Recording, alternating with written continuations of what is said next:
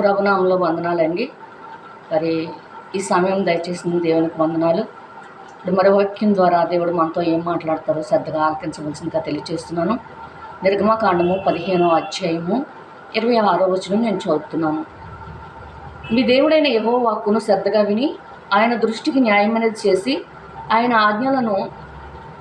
ఆజ్ఞలకు విధేయులై ఆయన కట్టడలన్నిటినీ అనుసరించి నడిచిన యెడల నేను ఐగుప్తులు కలుగు చేసిన రోగంలో ఏది మీకు రానియను, నిన్ను స్వస్థపరచు యెహోవాను నేనే అనెను. ప్రభునందు పిల్లరా, ఇక్కడ దేవుడు వాక్యం ద్వారా ఏమంటున్నారంటే, మీ దేవుడైన యెహోవా వాక్కును శ్రద్ధగా వినాలి. ముందు మనం దేవుని మాట అజాగ్రత్తగా నిర్లక్ష్యంగా మరి వినేవారంగా ఉండకూడదు.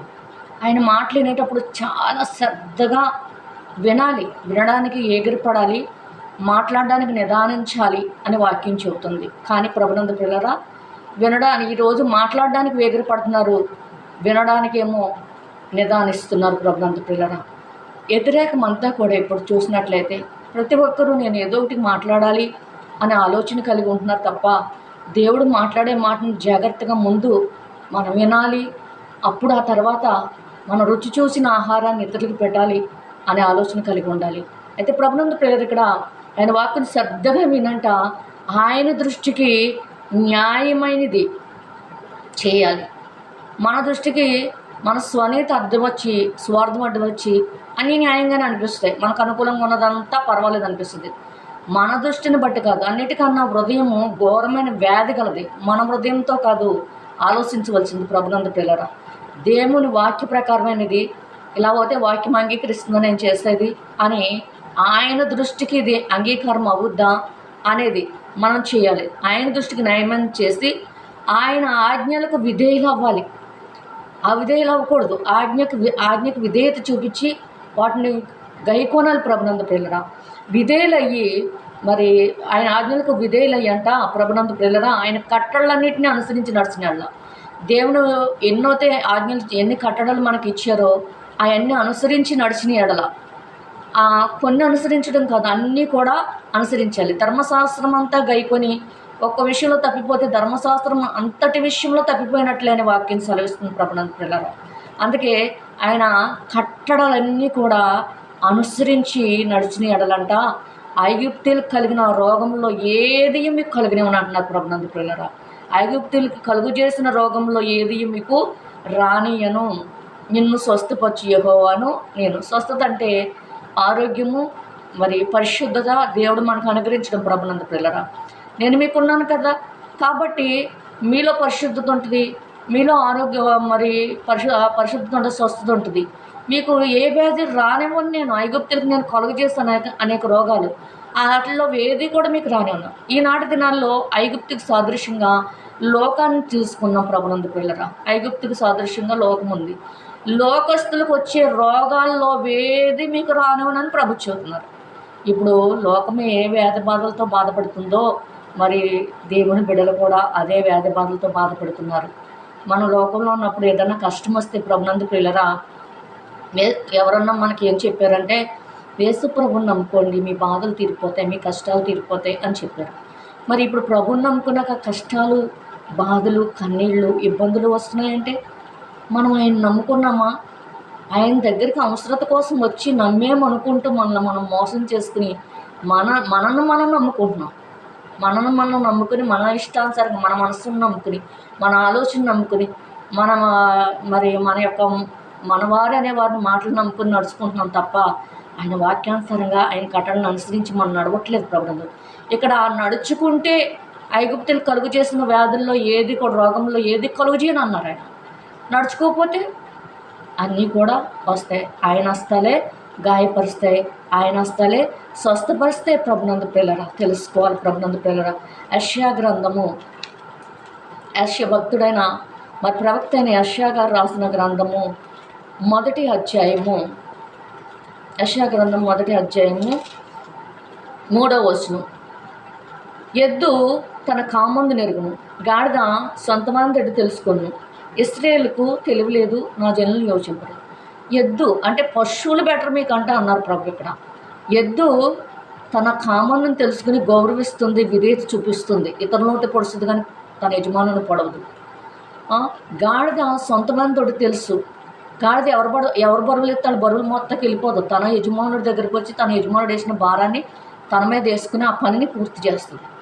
ఆ పశువులకు ఉన్న ఇంకిత జ్ఞానం కూడా మీకు లేదు. ఇశ్రాయేలు గ్రహించట్లేదని ఇశ్రాయేలు గురించి చెబుతున్నారు ఆయన. ఇశ్రాయేలు అంటే దేవుని బిడ్డలు, మనమే ప్రభునందు పిల్లరా. ఇశ్రాయేలుకి తెలివి లేదు, నా జిల్లు యోచించరు. అసలు ఈ పశువులే దేవుని మాట ఎంత ఇదిగా అంటున్నాయే, మనం వెళ్ళలేకపోతున్నాను, యోచన లేదు, ఆలోచన లేదు అని దేవుడు అడుగుతున్నారు ప్రభునందు పిల్లరా. అయితే పాపిష్టి జనమా, దోషభరితమైన ప్రజలారా, దుష్ట సంతానమా, చెరుపు చేయి పిల్లారా, మీకు శ్రమ. ఈ శ్రమలు రావడానికి కారణం ఏంటంటే మనం పశువులు తెలుసుకున్నట్టు కూడా తెలుసుకోలేకపోవటమే, వాటికున్న జ్ఞానం కూడా మనకు లేకపోవటమే. మన స్వాభిప్రాయాన్ని దేవుని వాక్యానికన్నా మిన్నగా మనం వెంబడించడమే ప్రభునందు పిల్లరా. అయితే ఇక్కడ 3వ వచనంలో చూస్తేనా 5వ వచనంలో నిత్యము తిరుగుబాటు చేసి మీరేలా ఇంకనూ కొట్టబడుదురు. నిత్యం మనం తిరుగుబాటు చేయటం వల్లే కొట్టబడుతున్నాం. ఆయన హస్తాలే గాయపరుస్తున్నాయి, ఆయన హస్తాలే స్వస్థపరుస్తున్నాయి ప్రభునందు పిల్లరా.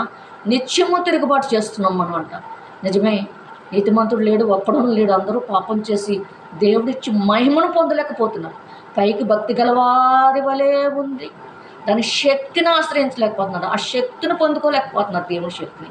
ప్రభునందు పిల్లరా 6వ వచనానికి వస్తే ఏమంటున్నారంటే 5వ వచనం కిందకు వస్తే మీరేలా ఇంకనూ కొట్టబడతారని చెప్పాను అంటున్నారు. ప్రతివాడు నడినెత్తిన వ్యాధి కలిగి ఉన్నాడు.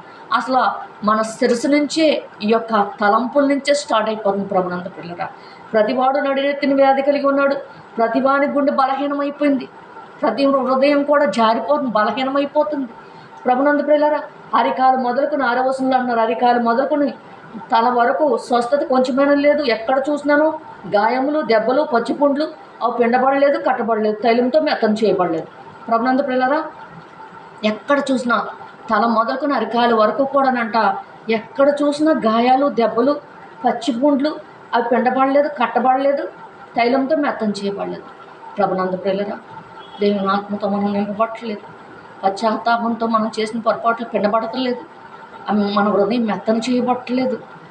శిరస్సు నుంచి తలంపులు కానించి, సూపులు కానించి, వినట కానించి, మాట కానించి, చేతలు కానించి, నడతలు కానించి, ఎక్కడ చూసినా గాయాలు. సాతాను మనల్ని పాపంలో పడవేసిన పాపపు గాయాలు ప్రభునందు పిల్లరా.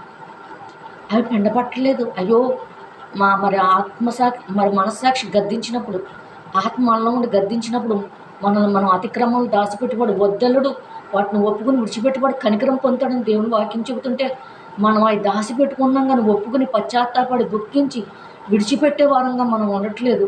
అందుకే ఏమవుతుందంటే స్వస్థత కొంచెమైనా లేదంటే మంచి స్వభావం కొంచెమన్నా లేకే ఇవన్నీ జరుగుతున్నాయి ప్రభునందు పిల్లరా.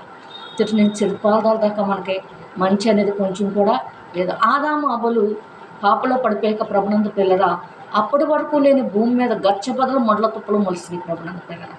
దేవుడు మనల్ని యథార్థవంతులుగానే పుట్టించారు, ఆరోగ్యవంతులుగానే పుట్టించారు. ఎవరు కూడా పుట్టుకతో రోగిష్టిగా ఎవరు పుట్టలేదు ప్రభునందు పిల్లరా. కేవలం మనలో పాపం ప్రవేశించేకే ఇవన్నీ వస్తున్నాయి. పాపం వల్ల వచ్చు జీతం మరణము అని రోమాపత్రిక 6వ అధ్యాయము 23వ వచనంలో ఉంది ప్రభునందు పిల్లరా. ఎందుకంటే పాపం వల్ల వచ్చే జీతం మరణం, మరణానికి ముందు చూసినే వ్యాధి బాధలు ప్రభునందు పిల్లరా. అయితే మందులు వేసుకోవడం కదా, నిజమే, మందులు వేసుకోవాలి ప్రభునందు పిల్లరా. మందులు పనిష్మెంటే, పై అధికారులను కూడా గౌరవించాలన్నారు దేవుడు. నిజమే, దేవుడిచ్చిన అధికారం తప్ప ఏ అధికారం లేదు, దేవుడిచ్చిన జ్ఞానం తప్ప మధ్యలో నైనా దేవుడిచ్చిన జ్ఞానంతో ఈ యొక్క డాక్టర్లు పనిచేస్తూ ఉంటారు ప్రభునందు పిల్లరా. ఇజ్గాకి వ్యాధి కలిగినప్పుడు దేవుడు నువ్వు మరణమవుతున్న ఇల్లు చక్కబెట్టుకోమని ప్రవక్తతో చెప్పించిన దేవుడు మళ్ళీ ఇజ్గా కన్నీళ్ళు పెట్టి నీ సన్నిధిలో యథార్థ హృదయం గలవాడున్నాయి ఎలా నడుచుకున్నానో జ్ఞాపకం చేసుకున్నప్పుడు వెంటనే ప్రభు ఇజ్గా 15 సంవత్సరాల ఆయుష్ ఇచ్చాను అన్నారు. కానీ వ్యాధి పోవడానికి మళ్ళీ ప్రవక్త వచ్చి ఏం చేశారంటే యెషయా ప్రవక్త అంజూరు పండ్ల ముద్ద తెచ్చి ఆ పుండు మీద వేసి కట్టారు ప్రభునందు పిల్లరా.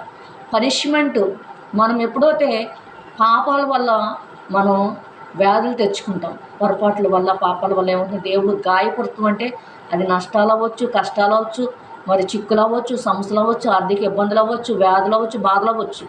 ఇవి వచ్చినప్పుడు మనం పశ్చాత్తాపడాలి, మనల్ని మనం వాక్యపు వెలుగులో పరీక్షించుకుని పశ్చాత్తాపడినప్పుడు ఆయన స్థలి మళ్ళీ బాగుపరుస్తాయి. అయితే ప్రభునందు ప్రియులరా, ఈ డాక్టర్లకి ఇవన్నీ ఏంటి అని మనం అనుకోవచ్చు. నేను అంటాను ప్రభునందు ప్రియులరా, పనిష్మెంట్ అంటే మరి ఫైన్ పడుతుంది మనకన్నమాట. చేసిన తప్పుకి ఫైను. అది ఊరికనే ఆయన మనకి అది వెంటనే స్వస్థపరిచేస్తే ఫైన్ పడకుండా ఏం చేస్తాం, మళ్ళీ పొరపాట్లు చేస్తూనే ఉంటాం. కొంత డబ్బు ఖర్చు అయిపోవటం, కొన్ని ఇబ్బందులు పడటం, ఆ రోగితో పాటు కొంతమంది ఇబ్బందులు పడటం కూడా వెళ్ళటం, ఇవన్నీ జరగడం వల్ల ఏమవుతుందంటే మనిషికి అయ్యో ఏ కర్మ వల్ల ఇలా వచ్చింది, నా దేవుడు శక్తిమంతుడు గొప్ప దేవుడు నాకు ఎందుకు ఇలా అయింది అనే పశ్చాత్తాపం, తన పాపం ఎత్తుక్కోవడం వస్తుంది. ప్రభునందు సుఖంలో ఎప్పుడు కూడా ఎవరు కూడా తన పొరపాట్లు తెలుసుకోరు, కానీ కష్టంలో మాత్రం అనుకుంటారు, అయ్య బాబు ఏ కర్మ చేస్తేనో ఈ కష్టం వచ్చింది అనుకుంటారు. అదే సుఖంలో ఉంటే ఏ కర్మ చేసేది ఎంత సుఖపడుతుందో అని అనుకోరు ప్రభునందు ప్రియులారా. కాబట్టి పశ్చాత్తాపానికి మించిన ప్రాయశ్చిత్తం లేదు.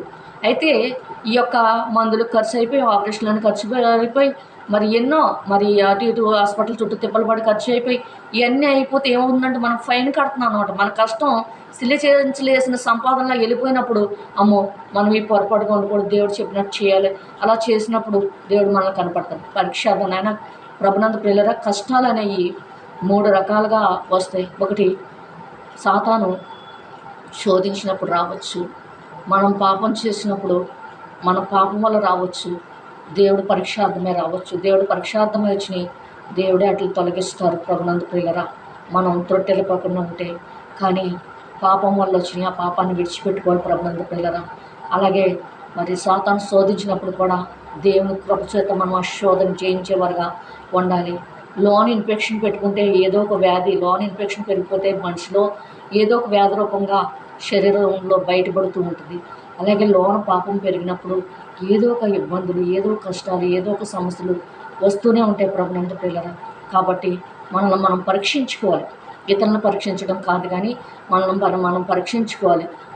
ఆరాధనలు అంటారు కదా, తను తాను మన పరీక్షించుకోనవలను అంటే మనల్ని మనమే పరీక్షించుకుని దాన్ని సరిచేసుకుని మన అతిక్రమాలు విడిచిపెట్టి మార్పు నొంది మరి ఆయన పాదాల చెంతకు చేరినప్పుడు, వాక్య ప్రకారంగా మనం జీవించాలని ఆశ కలిగినప్పుడు ఈ ఆశ కలిగిన ప్రాణానికి దేవుడు తృప్తిపరుస్తారు. మనం దిద్దుకుని సిద్ధపడి మేఘమెక్కే ధన్యత మీకు నాకు దేవుడు మెండుగా అనుగ్రహించి దీవించి ఆశీర్వదించును గాక. ఆమెన్. తండ్రి తన పరిశుద్ధ వాక్యం దీవించును గాక. ఆమె చిన్న ప్రార్థన చేసుకుందాం అండి. పరిశుద్ధుడా, మీకు వందనాలు. ప్రేమగల తండ్రి, మీకు వందనాలు. ఇంతవరకు మీ వాక్కుల ద్వారా మాతో మాట్లాడారు ప్రభా, మీకు వందనాలు. నిన్న వాక్యాలనైనా విడిచిపెట్టుకోకుండా మా అందరి హృదయాల్లో నిలిపి నీరు కట్టి మీ మహిమార్థమే నూరంతలుగా ఫలింపు చేయమండి. యెహోమందు సౌఖ్యంతో పరమందు మీతో ఉండే భాగ్యం దయచేయండి. మీరు ఆకాశ పోతే మరొకసారి మేము కలుసుకునే పర్యంతరము మీ కృపల రెక్కల చాటు భద్రంగా క్షేమంగా దాచి కాచి కాపాడండి. మేమందరం కూడా దిద్దుకుని చెదుపడి మేఘకే ధన్యత నాకు మాకు అందరికీ దయచేయమని యేసే ప్రశస్తంలో అడిగి వేడుకు పొందినాం పరమ తండ్రి. ఆమెన్.